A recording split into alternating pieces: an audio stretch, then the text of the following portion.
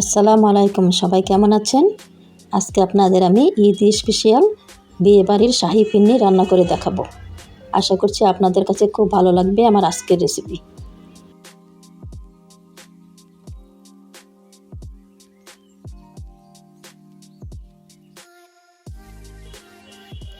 এই তো এখানে আমি নিয়েছি চিনি, 2টা এলাচি, কেওড়ার জল, ড্যানিশ আর ঘি।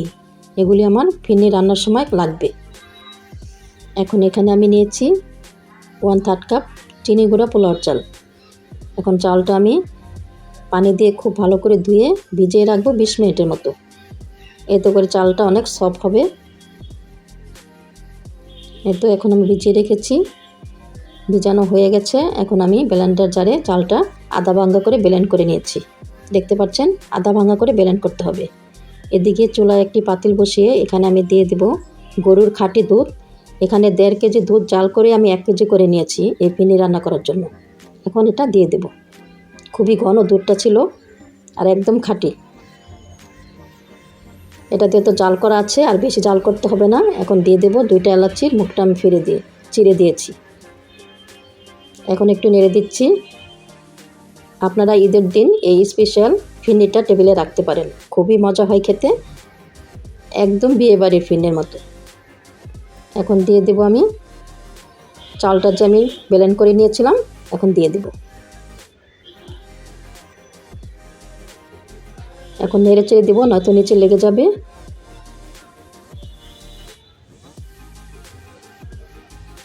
এখন দিয়ে দেবো সামান্য একটু লবণ, এতে করে স্বাদের ব্যালেন্সটা ঠিক থাকবে।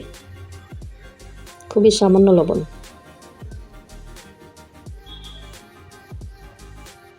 এখন দিয়ে দেবো আমি সামান্য একটু জর্দা রং, একটু পানি দিয়ে গুলে নিয়েছি। এখন অল্প একটু আমি দিয়ে দেবো, যেহেতু বিয়ে বাড়ির ফিরনিটা একটু দেখতে হালকা হালকা একটু কমলা রঙের হয়, এর জন্য আমার কাছে তো স্যাফরন ছিল না, তাই আমি এই জর্দা রংটা দিয়েছি।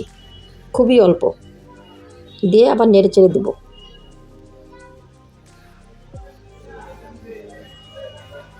আর ব্লেন্ডার জারটা ধুয়ে আমি একটু পানি দিয়ে দিয়েছি, সেটা আর আপনাদের দেখানো হয়নি। এখন দিয়ে দিব 1/2 কাপ কনডেন্স মিল্ক দুধ, এতে করে ফিরনির স্বাদটা দ্বিগুণ বেড়ে যাবে।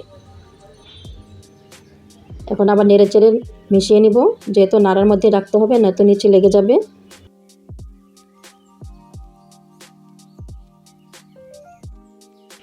তো চুলার আঁচ কমিয়ে আমি নেড়ে চেড়ে নিচ্ছি।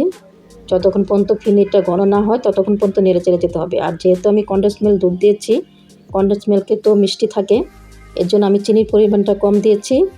এখানে 1.5 টেবিল চামচের মতো আছে।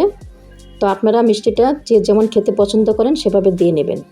তবে আমার মিষ্টিটা কিন্তু একদম পারফেক্ট ছিল।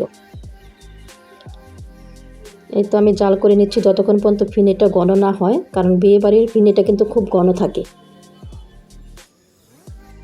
এই তো সবশেষে আমি দিয়ে দেব 1 চামচ ঘি, এতে করে ফিরনির স্বাদটা দ্বিগুণ বেড়ে যাবে।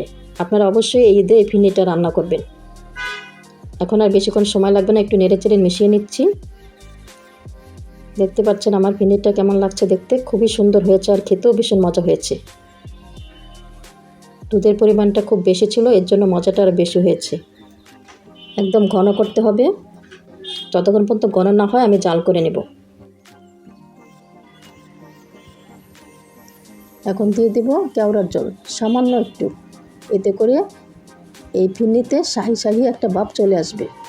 কেওড়ার জল দিলেই এই ফিরনির স্বাদটা দ্বিগুণ বেড়ে যায়।